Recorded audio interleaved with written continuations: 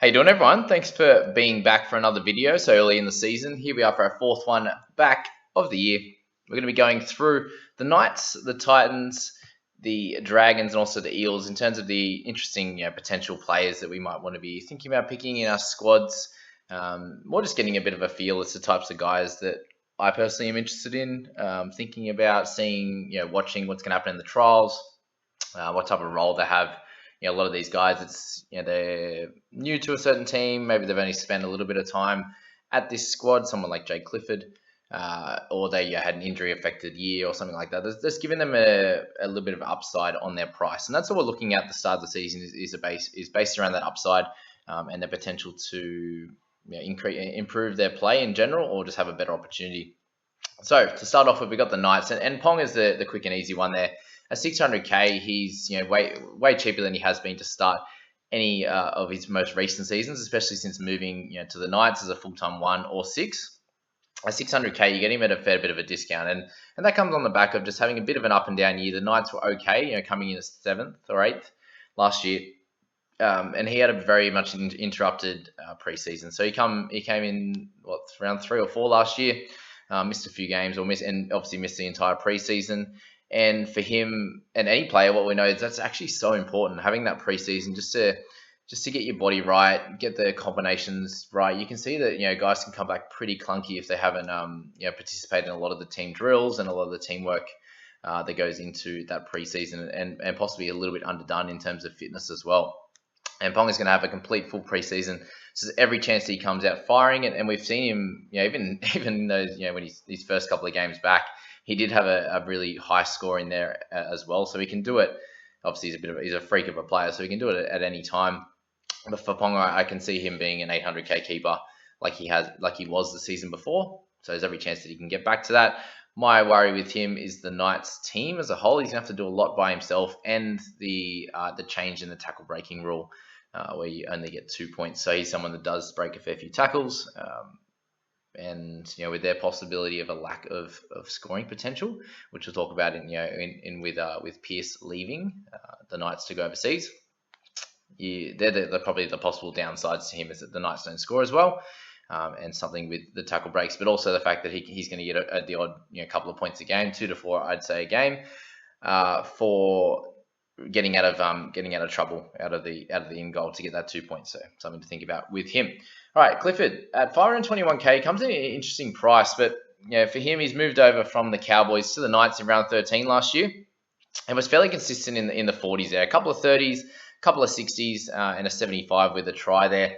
For him, he does kick a fair bit in general play, and with Pearce out of that side, obviously he missed the majority of those games. You can see from round 13 there all the way down to round 21. You see there's a big jump in his kick meters on the right there.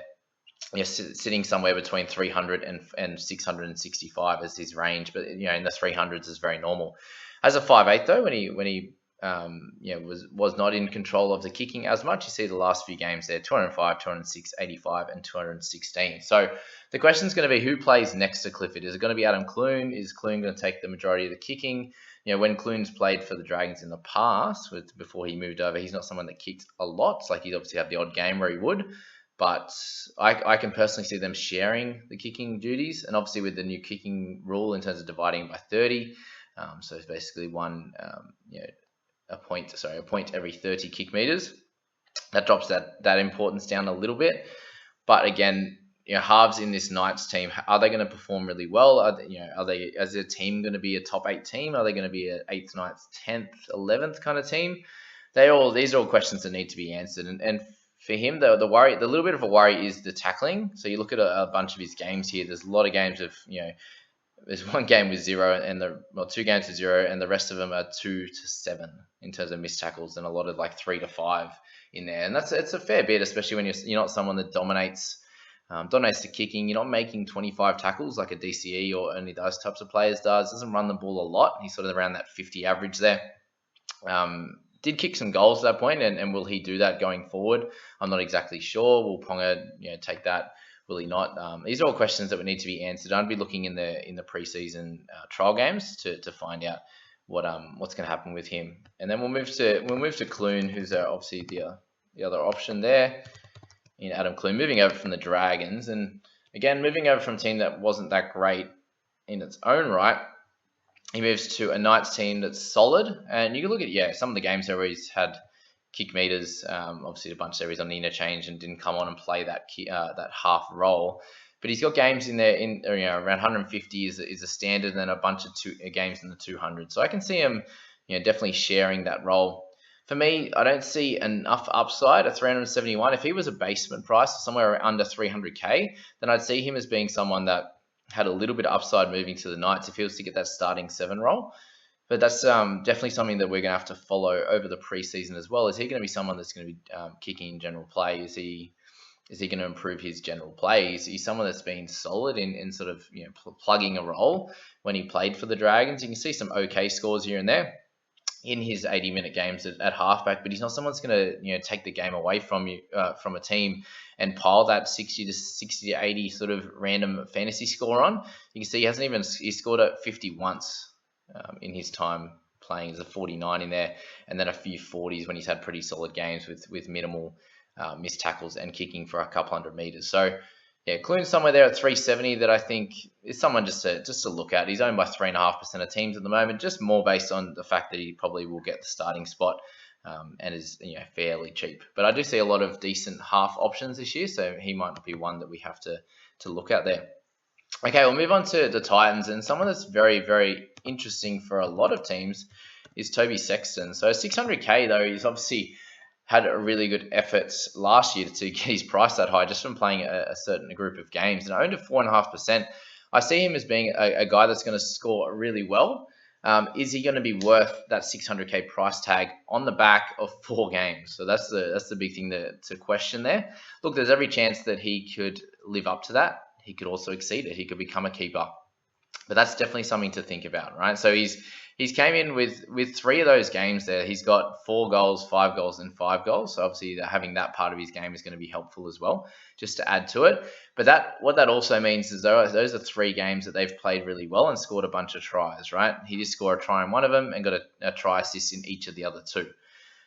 If you have some of those normal games, which you see here in that last one that he played, where he got 40 in that 80-minute effort, that included 1 goal, obviously, and a couple extra missed tackles and a few less kick meters when they didn't play as well, right? So just think of that. Is he going to be a player that can get you between 70 and 90 and then get you a 30 to 40 some weeks? That's something that maybe we have to look at with him. But in general, it's good to see that he can tackle fairly well. Had a 24-4 ratio there, tackles to missed tackles. If you're playing along on the podcast, we've got a game there with 34 tackles for 1 miss, which is really, really cool. So nothing crazy out of his 4 games in terms of missed tackles. So he can hold his own. He doesn't mind running the ball. Kick meters were not as high as you would think in that time, which also means him playing with Ash Taylor on his left hand side there. They were splitting the kick meters, and I don't see Brimson kicking as much. So I can probably see a little bit of an increase in the kick meters, but if you take into account the reduction of the points in terms of getting 1 point for every 20 or 1 point for every 30, I feel like that won't change too much. I can see him averaging somewhere between the 300 to 400s in kick meters, but he just has to come out and dominate like he did in those first few games last year. And will he be able to do that in a Titans team that are still finding their way, but they're nowhere near a top 4 side at this stage, top 4 or 5. If you're basing what they did last year coming into this year, I don't see much movement in that top 5. So will he be able to live up to that? That's got to be the question that you ask yourself if you're looking to pick up him at 600k. Other guys we'd like to mention, obviously Jaden Campbell, very electrifying player coming into the game last year. So took over from Brimson at the fullback spot. And for me, with him, he's probably a little bit too expensive to start with. He obviously got a good effort in the back half of the season to come in and score pretty well, play pretty well there. At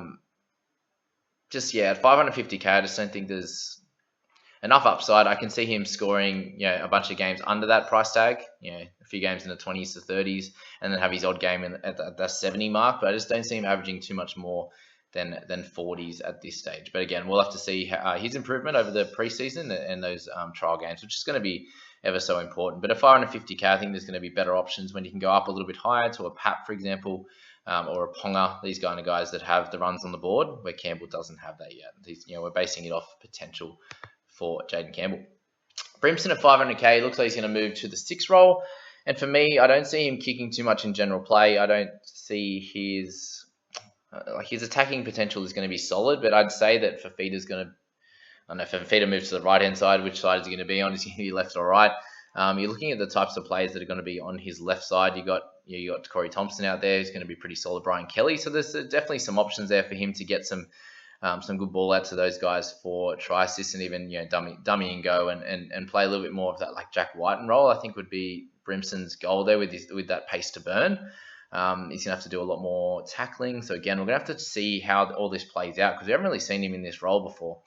Will he be able to make 20 tackles for 2 misses or 1 miss? Will he, is that something he'll be able to do? I'm not exactly sure at this stage, but hey, it's there. What's going to happen, we don't know. But at 500k, I'm willing to wait and let that one let that one go through the keeper. Let's say that for the Titans, but they should be a solid side this year and a team to look out for. But moving along to the Dragons, and there's a few guys here that are of interest to me, and Jack Bird's one of them. So that centre and edge duel coming into the season, which is pretty solid, and there's a good chance that he does end up playing in the back row. He played at the back end of last year, and the reason from what I presume, the reason they kept him in the centres at the start of the season, because he hadn't played for a couple of years, and also the fact that Bird said that he wanted to play in the centres and felt a little bit more comfortable there. So I think that was the smartest idea, and he was amazing out in the centres there, being a keeper for the entire year. So he was great. If he moves to the edge position, whether it's a second row role or a lock role, I can see him obviously being super consistent, and this here would put him into that keeper center bracket, in a position that's really hard to get players that are super consistent. And I definitely think that Bird can be that guy, and he could average that sort of mid 40s, I'd say, which is nothing, not too much of an upgrade on price to where he is right now. But to have a keeper in that position that can move to the centers and score well if you need, I think that versatility is going to be really important with that dual as well, center and edge. There'll be a couple of guys that come up to the year that'll be doing that, so you'll be able to have that dual position flexibility as well. So that's that with that one. We're going to move to Sullivan now, and he's someone that looks like he should be able to lock down a spot in that halves pairing now that we have Corey Norman out of the side. So for Sullivan, he's been someone that we've spoken about a fair bit on this channel, but also just in footy circles for a couple of years now, and he came onto the scene as a young fella. Had that one game at the back end of 2020 where he picked up 54 with only 1 try assist and just really good base stats. The question mark with him now is, you can see there's a couple of games there last year, round 20, around 23, where he had 25 tackles for 9 misses and 32 tackles for 8. So is that going to be something that's fairly regular? You look at the games last year, and had a low game of 2 missed tackles, and then two other games with 3. And it's just not good enough. Like, if we want to be picking him up at a price point of $475, then we're looking for him to be getting in between 40s and 50s, and even a chance of becoming a keeper. And if he has those kind of numbers, there's no chance he's going to be a keeper with having Ben Hunt as half. Like, he's not going to kick enough meters to do really well, I don't think. If Ben's there, they're probably going to split a little bit of the role. I'd see somewhere between 70 kick meters and 150 to 200 for him. So he's going to have to do really well on the attacking side of things, and I just don't see the upside at this point with Sullivan. But again, we'll have to see what the roles are during the trials and see if he can end up with some a really good opportunity there.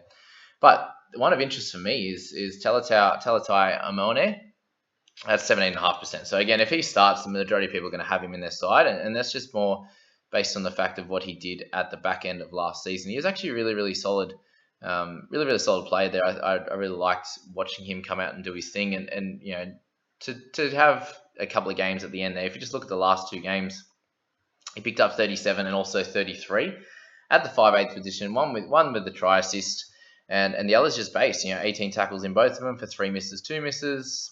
Runs the ball well, which is great. So you're going to be able to get those offloads, those tackle breaks, and possible tries from that. But 260 kick meters, 197. So nothing too crazy in that, and just some very simple games. And if he can score in the mid 30s, he's going to make some cash with the odd game where he picks up a couple of tackle breaks, a try assist, something like that.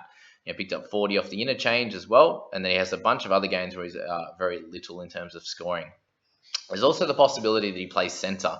And if that's the case, then you have two games there at centre, one with 15 points and one with 23. So nothing too exciting. Obviously, a little bit more exposed on the tackling side of things. 19 tackles for 7 misses, 14 for 6 in those 2 games, and didn't get to run the ball too much. So if he ends up playing in centre, I'd probably would avoid him for that point. But if you're moving him on into the halves at any point, and if there's an injury to a Ben Hunt, for example, and a Sullivan and a Mornay, then I think that he would be a really good pickup, and you might be able to get him at the same price or maybe slightly cheaper if he doesn't score as well in the centre. So that's that one with the Dragons. And our last one we're going to talk about is Mitch Moses, and a 630k there in the halves position for the Eels. We did see an up and down year for him the year before, so there has been times in the past where he's the year before especially became an 800k, 750k keeper. So there's a chance that he does that again. But he had a bit of an injury interrupted season, the odd head knock as well, some calf issues. So he was on and off and had some lower games in amongst some good ones. So that's that's the reason you get this lower price point. Someone that I think is very interesting at that price, there's also a bunch of other guys in a similar price position at that similar price point that could be a better option for your side. So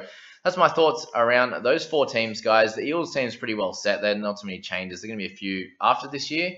Guys like Reed Marne and stuff are going to be really, really solid options as keepers, but their roles aren't going to change too much, and their prices are pretty well set. Like a Reed Marne, you're picking him up straight as a keeper, so I don't see much further to talk about him at this stage of the season. This is just going to be around those interesting guys. And if there's anyone I missed, guys, just let me know in the comments. I'm happy to jump in and talk about them in there. I can, it's very, very, very early in the season. I know I did miss, did I miss the last one? Sean Bloor. I didn't talk about him in the last one. They didn't have him in any projected starting lineups or anything. So once we know any further about him, if he ends up being in the starting lineup, for example, then of course he's going to be a pretty good option with the kind of scoring output that he put up last year. But yeah, just let me know, guys, if I've missed anyone, if there's anyone you want me to talk about. There's going to be a lot of videos coming up over the next few months leading up to the start of the season. But as always, guys, hope you enjoyed that, and we'll catch you in the next one. See you later.